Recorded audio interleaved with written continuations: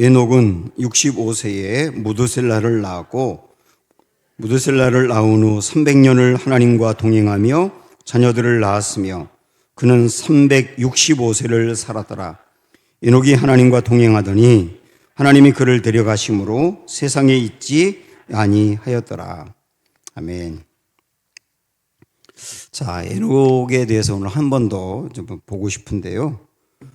특별히 에녹은 하나님과 동행했다. 이게 참 놀라운 거거든요. 지난 시간에는 하나님과 동행하는 것이 얼마나 중요한지, 그리고 하나님과 동행한다는 게 뭔지 이런 것들을 살펴봤는데, 오늘은 에녹은 어떻게 하나님과 이렇게 동행할 수 있었을까 하는 그 비결을 한번 찾아보려고 하고요. 그리고 하나님과 구체적으로 동행하는 삶들을 우리가 살펴보려고 합니다.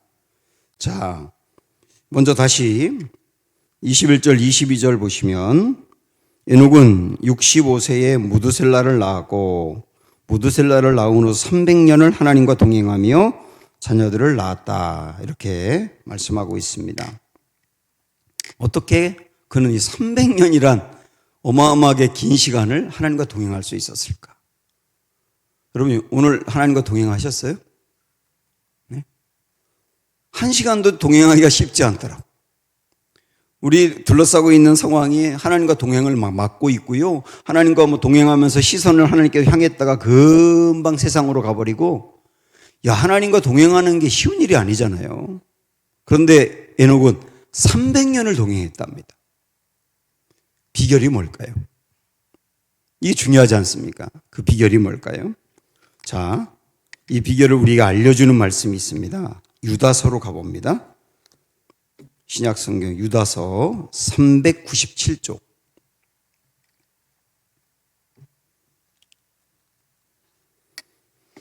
유다서는 달랑 한 장이죠.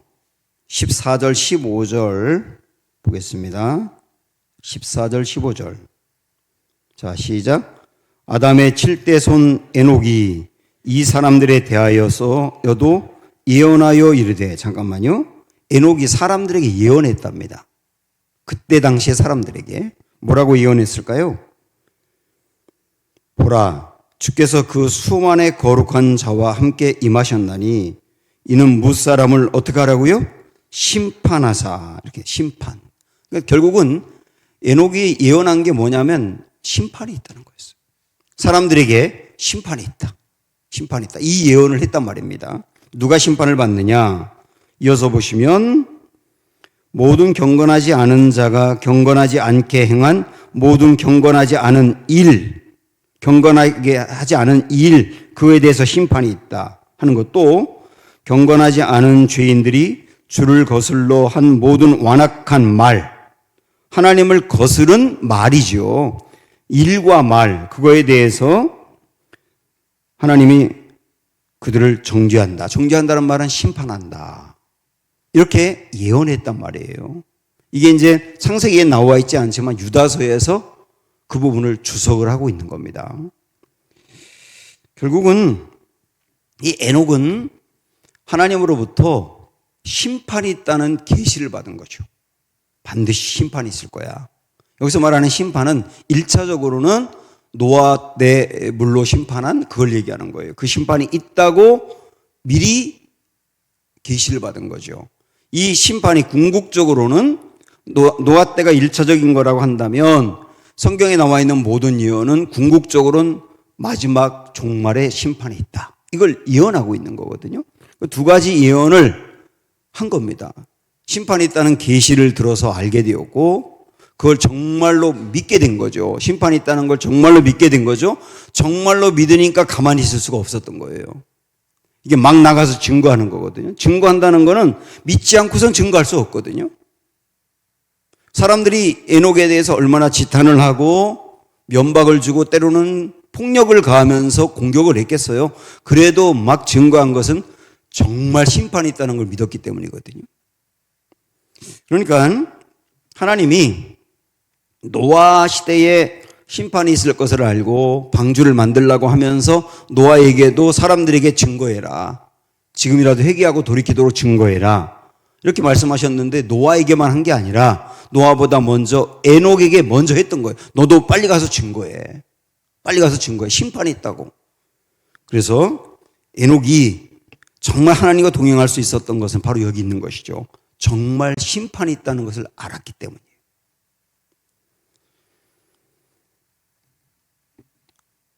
이 뉴베리라고 하는 성서학자가 있는데요.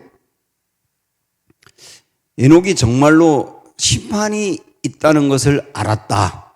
그 증거가 있다 하면서 이야기한 게 있어요. 재밌는 말인데, 지난주에 제가 이 무드셀라라고 하는 사람의 이름의 뜻이 뭐라고 했는지 말씀드렸는데 기억나세요 혹시?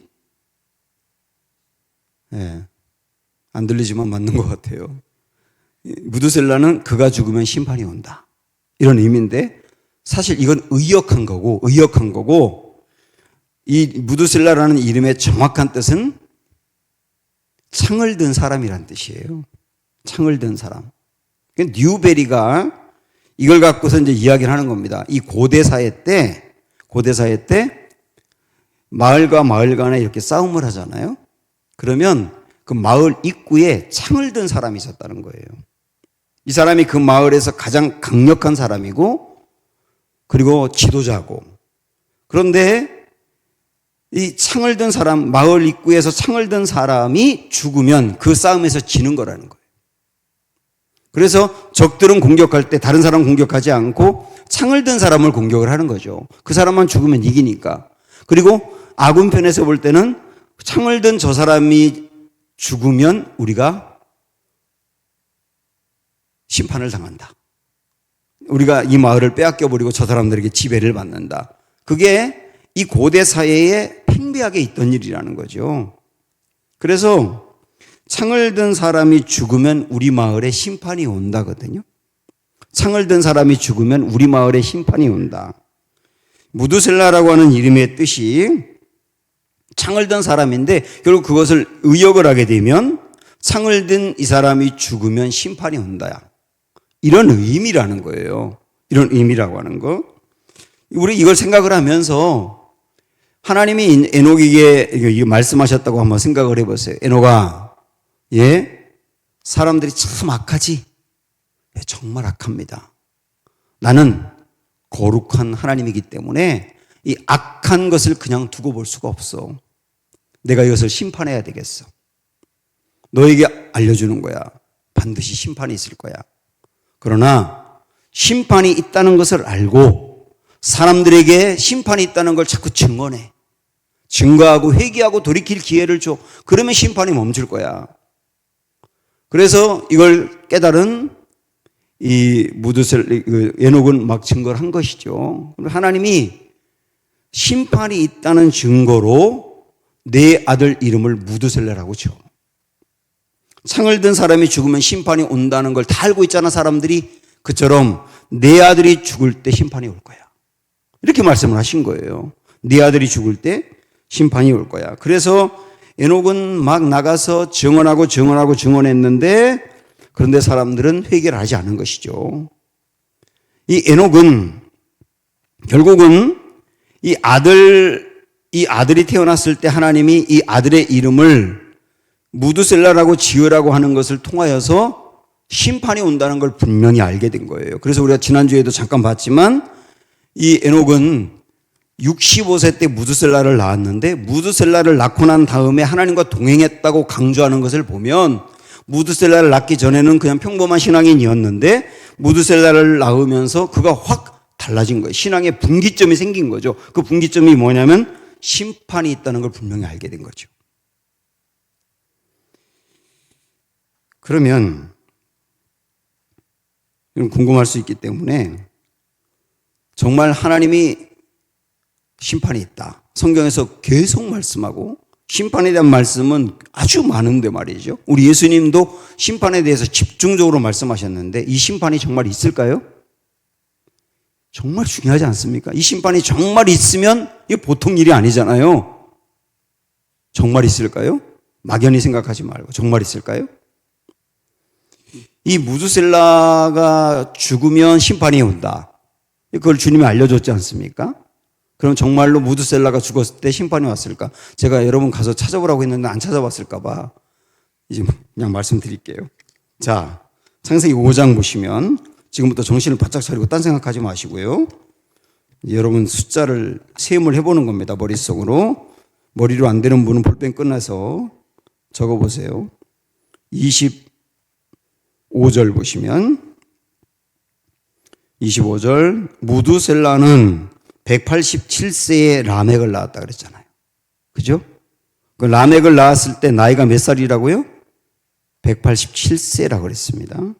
자, 그러면 28절로 가서 보면 라멕은 182세에 아들을 낳았답니다.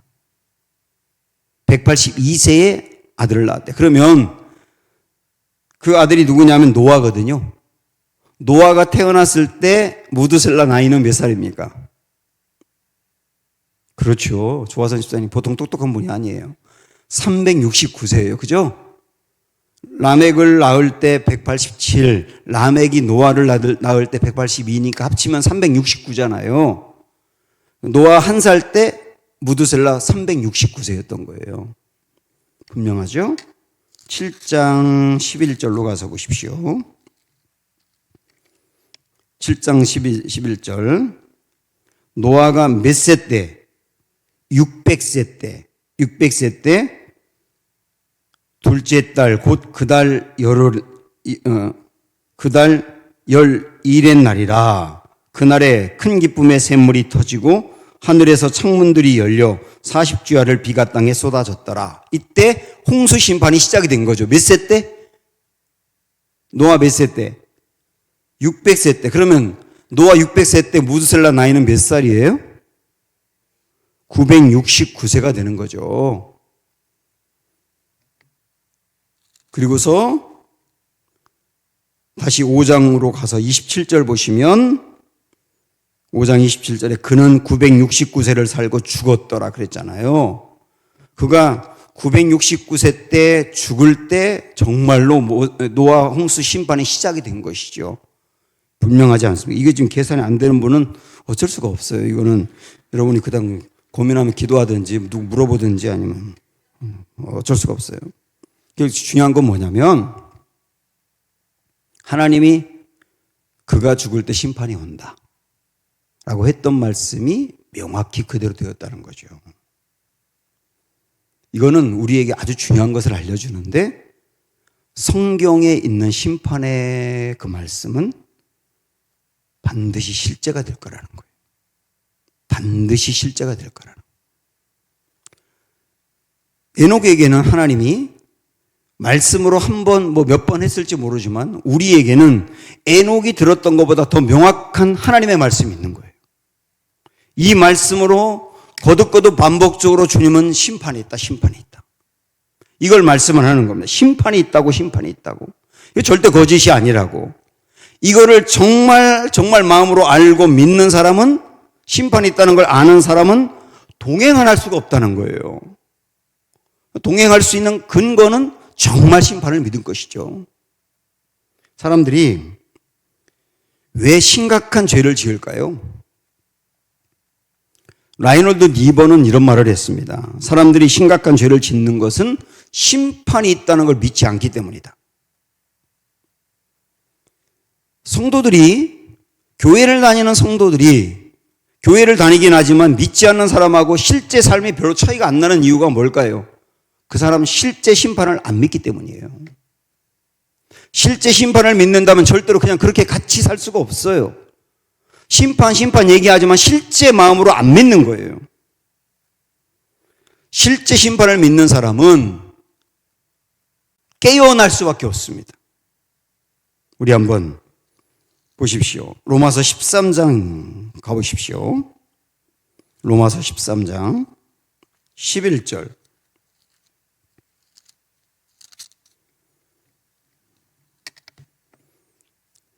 258쪽. 로마서 13장 11절 말씀은 저와 항상 같이 읽습니다. 시작. 또한 너희가 이 시기를 알거니와 자다가 깰 때가 벌써 되었으니 이랬어요. 이 시기가 뭘 얘기할까요? 이 시기를 알면 자다 깬답니다. 그렇죠? 그 시기가 뭘까? 이어서 보면 이는 이제 우리의 구원이 처음 믿을 때보다 가까웠음이라 그랬어요. 그러니까 이 말씀을 바울이 이제 로마 교인들에게 쓸 때 그들이 처음 믿을 때보다 주님이 오실 날이 가까워졌다는 겁니다. 주님이 오실 재림의 날, 그걸 다르게 말한다면 심판의 날이죠. 심판의 날이 가까웠다는 것을 정말 알 때는 깨어 일어난다는 거예요. 잠자고 있을 수가 없다는 거예요. 잠자고 있을 수가 없다. 자, 오늘 말씀 계속 봐야 됩니다. 뒤에 조금 더 넘어가서 데살로니가전서 5장으로 가보십시오. 3절, 332쪽. 데살로니가전서 5장 3절. 자, 시작. 그들이 평안하다 안전하다 할 그때에 임신한 여자에게 해산의 고통이 이른과 같이 멸망이 갑자기 그들에게 이르리니 결코 피하지 못하리라. 지금 이대로 평안해, 안전해, 괜찮아. 주님의 재림, 마지막 종말, 그거 아직 멀었어. 주님이 재림 온다고 하고 이렇게 긴 시간 동안 안 왔는데 오겠어? 괜찮아. 이렇게 말하는 사람을 얘기하거든요. 이 사람들은 왜 그렇게 말하느냐면 실제 심판이 안 왔으면 하는 사람이거든요. 이 세상이 그냥 이대로 좋은 거예요. 이대로 그냥 사는 게 좋은 거예요. 그 심판이 싫은 거예요. 그러니까 이대로 괜찮아, 평안해 라고 말하는 것이죠. 우리 예수님이 마태복음 24장에서 집중적으로 마지막 심판을 얘기하셨어요. 자, 보십시오. 한번 가보세요. 마태복음 24장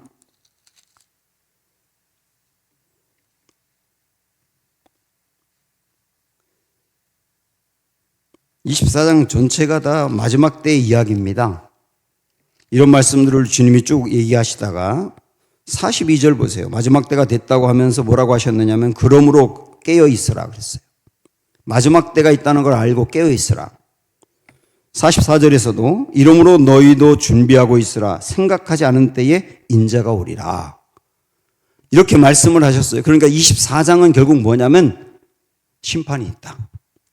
그 심판이 순식간에 온다. 그러니까 어떻게 하라고요? 깨어 있어라. 그러면서 25장에서는 세 개의 비유가 나옵니다. 어떤 비유인지 보세요. 첫 번째, 열처녀 비유. 그 다음에 14절부터 달란트 비유. 그렇죠? 그리고 31절에 양과 염소 비유거든요. 이 세 개의 비유가 나와요. 그러니까 이 세 개의 비유는 결국 뭐냐면 이 세 개의 비유는 깨어있다는 게 뭐냐, 이렇게 하는 게 깨어있는 거야 하고 알려준 거예요, 비유로. 지금 우리에게도 우리 주님이 정말로 다시 오시고 심판이 있다는 것을 알 때 어떻게 하는 게 깨어있는 거냐, 이렇게 하는 게 깨어있다는 거예요. 첫 번째 비유인 열처녀 비유는 알죠? 주님이 언제 오더라도 주님하고 맞이할 준비하고 있어라, 그런 얘기잖아요. 두 번째 비유가 달란트 비유인데 우리가 너무도 잘 알고 있는 말씀이잖아요. 5달란트, 2달란트, 1달란트 받은 종들이 어떻게 했는지. 근데 여기서 저도 이전에 저는 이제 생각지도 않고 주목하지도 않았던 것들이 눈에 들어오게 됐는데, 자, 14절부터 달란트 비유인데 5달란트 받은 사람이 어떻게 했는지 한번 보세요. 16절 보시면 5달란트 받은 자는 그 다음 뭐라고 그랬냐면 바로 가서라고 나와요. 바로 가서. 5달란트 주인에게 바로 받자마자 곧바로 나가서 시작했다는 거예요, 이 일을. 이게 제가 갖고 있는 NIV 영어 성경에도 at once라고 표현하고 있거든요. 즉시로. 이렇게 나와요, 즉시로. 그 다음에 17절에 보면 2달란트 받은 자도 그같이 하여는 5달란트 받은 사람처럼 받자마자 즉시로 나갔다는 거예요, 일하러. 그런데 18절에 보면 1달란트 받은 자는 그냥 가서라고만 돼 있어요. 즉시 갔다, 바로 갔다 이런 말이 안 나오고 그냥 가서라고만 나와요. 실질적으로. 그러니까 여러분 요 차이도 잘 생각을 해보셔야 돼요. 5달란트, 2달란트 받은 사람은 주인이 그 달란트를 맡기자마자 바로 가서 일을 시작했다는 겁니다. 왜 그랬을까요? 이 주인이 언제 다시 올지 모르니까 빨리 올 수도 있다고 생각하니까 지체할 수가 없어서 빨리 나가서 일을 시작한 거예요. 그런데 한 달란트 받은 사람은 주인이 그렇게 빨리 오겠나? 라고 생각을 한 것이죠. 주인이 금방 안 올 거야. 주인이 어쩌면 안 올지도 몰라. 이런 생각한 거죠. 그러니까 그냥 나가서 일을 안 한 거죠. 이것을 가만히 보면 우리가 마지막 때에 깨어있다 하는 거, 정말 깨어있다. 누가 깨어있느냐? 진짜 주님이 다시 온다는 거. 진짜 심판이 있다는 것을 아는 사람은 이대로 그냥 주저앉아 있을 수 없다는 거예요. 이렇게 방만하게 신앙생활하고 피상적으로 신앙생활하고 대충 할 수 없다는 거예요. 절대로 깨어있을 수밖에 없다. 지금 우리가 교회를 다니는 사람이고 심판을 믿는 사람인데 여러분 정말 믿는다면 깨어있을 수밖에 없다. 이렇게 말씀하고 있지 않습니까? 시원찮게 하는 것은 실제 심판을 안 믿는 거죠. 이거는. 그러나 명확히 무드셀라가 죽었을 때 심판이 온 것을 통하여 우리가 알려주는 거예요. 정말 심판이 있다. 정말 주님 다시 오신다. 이것을 아는 사람은 동행할 수밖에 없다. 이 말씀하고 있는 거죠. 이걸 우리가 믿어야 되는 겁니다. 자, 그러면 어떻게 동행할 것인가라고 하는 부분을 좀 생각을 해보면, 그럼에도 불구하고 동행하는 게, 주님과 동행하는 게 지속적으로 하는 게 쉽지 않잖아요. 근데 이 에녹을 통하여 어떻게 동행할 수 있는지를 우리가 깨달을 수 있는 대목이 있어요. 그것도 지속적으로. 자, 오늘 본문으로 다시 오셔서 알고 있지만 거기 몇 년 동안 동행했다고 나오느냐면 300년 동안 동행했다고 나오죠. 에녹이 300년 동안 동행했다고 나옵니다. 여러분 이거 한번 생각을 해보세요. 하나님과 동행하는 것이 정말 힘들었다면 300년 동안 동행할 수 있을까요? 하나님과 동행하는 것이 의무이기 때문에, 하나님이 동행해야 된다고 했기 때문에, 그래서 동행했다면 몇 년 할 수 있을까요? 그래도 내가 세세 후손인데, 그래도 명색이 내가 목사인데, 명색이 내가 장로인데, 그래도 하나님 이렇게 믿으면 안 되고 그래도 동행하면서 믿어야지. 그렇게 어떤 의무와 책임으로 동행한다면 몇 년 동행할 수 있을까요? 이거 한번 생각을 해보세요. 절대로 오래 못 갑니다. 의무로 하는 거 오래 못 가고요. 책임으로 하는 거 오래 못 갑니다. 그런데 300년을 했대. 300년. 어떻게 300년 할 수 있을까요? 하나님과 동행하는 것이 좋았기 때문이에요. 아주 답은 간단하지 않습니까? 정말로 좋았던 거예요. 에녹에게는. 여러분 보세요. 성경 읽는 거에 미친 사람이 있어요. 성경 읽는 게 정말 좋은 사람은 군대에서 다 자라고 하는데 몰래 성경 들고 나와가지고 화장실 가서 희미한 불빛 아래서 이거 읽어요. 왜냐하면 이거 읽는 게 너무 좋아서 이거 안 읽으면 미치겠는 거예요. 이거 어떻게 말리냐고. 그거를 정말 좋으면 하거든요. 결국은 에녹이 이렇게 하나님과 동행할 수 있었던 것은 의무도 아니고 책임도 아니고 하나님이 그렇게 하라고 해서도 아니고 좋았기 때문이에요. 전 여기서 아주 중요한 우리 기도 제목이 있어야 되겠다 하는 것을 알게 됐는데, 우리 중요한 기도 제목은 뭐냐면 아주 간단합니다. 주님과의 동행이 좋게 해주십시오. 정말 아멘입니까? 주님과의 동행이 좋게 해주십시오. 이게 진짜 기쁨 있게 해주십시오. 주님과 동행하면 기도하고 말씀 묵상하고 주님과 함께하는 그 시간 너무 좋아서 이거 하지 말라고 하면 섭섭하고 병이 날 것 같고 그런 상태가 된다면 어떻게 안 하겠냐고. 우리가 물론 처음에는 의무가 필요하긴 해요. 의무가. 왜냐하면 그렇게 시작을 하다 보면, 의무로 하다 보면 맛을 경험하게 되고, 맛을 경험하는 사람은 또 맛보고 싶어가지고 하게 되고, 그러면서 좋아지는 건 있지만, 그러나 언제까지 의무로 하겠냐 말이에요. 정말 좋아져야 되겠다. 아가서 1장으로 가봅니다. 계속 찾으셔야 돼요. 이게 제 전략이거든요. 여러분 졸지 말라고, 졸 때쯤 되면 찾으려고 그래요. 아가서 1장 2절. 아가서 어디 있냐면 961쪽에 있습니다. 잠언 다음, 전도서 다음. 우리 아가서 말씀 볼 때도 봤던 말씀인데요. 1장 2절 슐람미가 고백하는 거예요. 뭐라고 고백하는가? 시작. 내게 입맞추기를 원하니 내 사랑이 포도주보다 나음이로구나. 이 슐람미 여인이 솔로몬이 입맞춰주기를 원하고 있어요. 왜냐하면 솔로몬의 사랑이 포도주보다 진하다 그랬거든요. 여기서 말하는 포도주는 일반적인 세상의 기쁨을 말하는 겁니다. 일반적인 세상의 기쁨. 이 기쁨은 일시적인 기쁨이죠. 일시적으로 우리에게 주는 기쁨들이 있잖아요. 세상에 물질도 그렇고 쾌락도 그렇고 많잖아요. 그런 것들은 전부 다 있다가 사라져버리는 기쁨이지 않습니까? 이 슐람미 여인이 그런 기쁨보다 솔로몬이 내게 베푸는 그 사랑이 훨씬 더 진하다.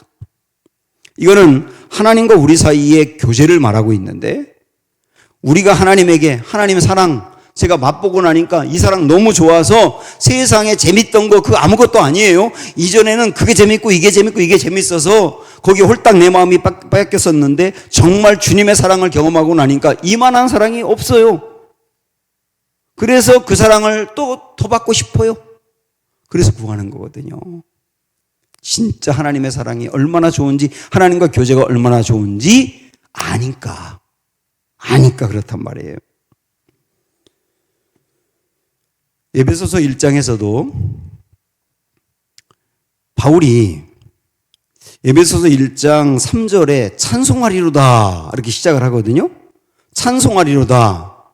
그리고 이 헬라어 원어에 보면 마침표가 없이 쭉 계속 갑니다. 몇 절까지 가느냐면 또 찾아야 되겠네.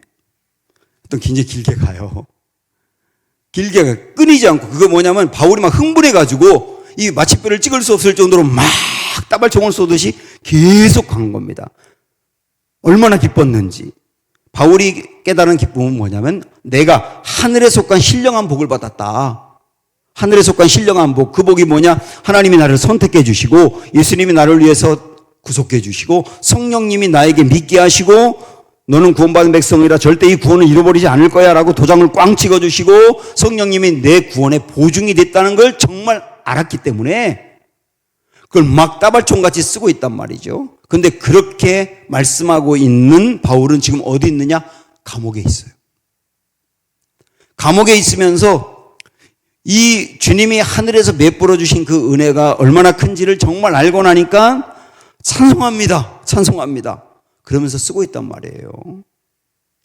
이런 은혜, 정말 주님이 베푼 그 사랑이 나의 감정 정도가 아니라 제가 언젠가 말씀드렸죠. 내 속에 있는 정감이라고 하는 곳, 가장 깊은 곳에 정감을 자극해가지고 한량없는 기쁨이 흘러나오게 하는.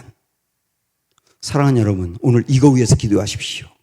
주여, 주님과의 교제와 주님과의 동행이 정말로 기쁘게 해주십시오.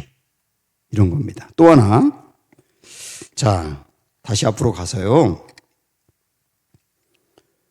22절 다시 봅니다. 오늘 본문 창세기 5장 22절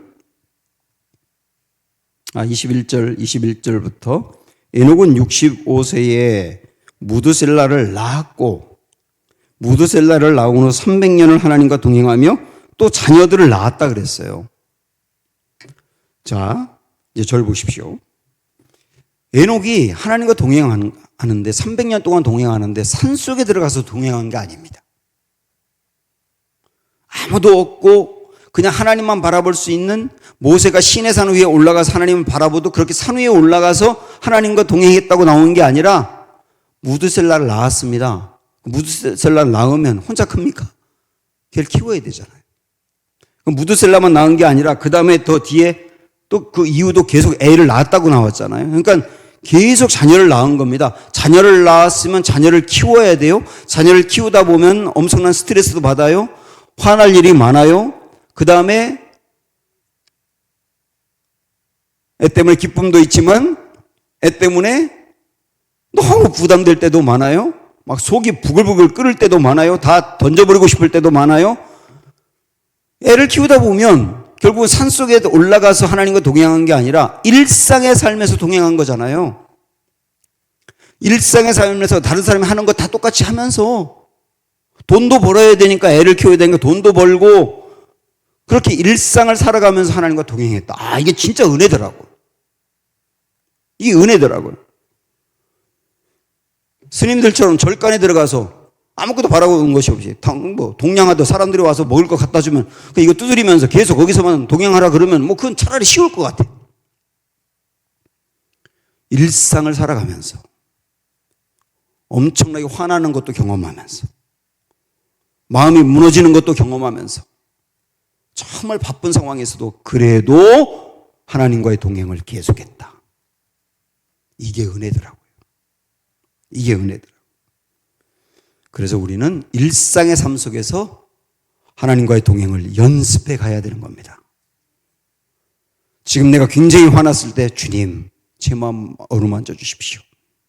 그 화났을 그때 당시 아주 섭섭한 일이 생겼을 때 주님 제 마음이 이것 때문에 죄로 가지 말게 해주십시오. 성령님 초대합니다.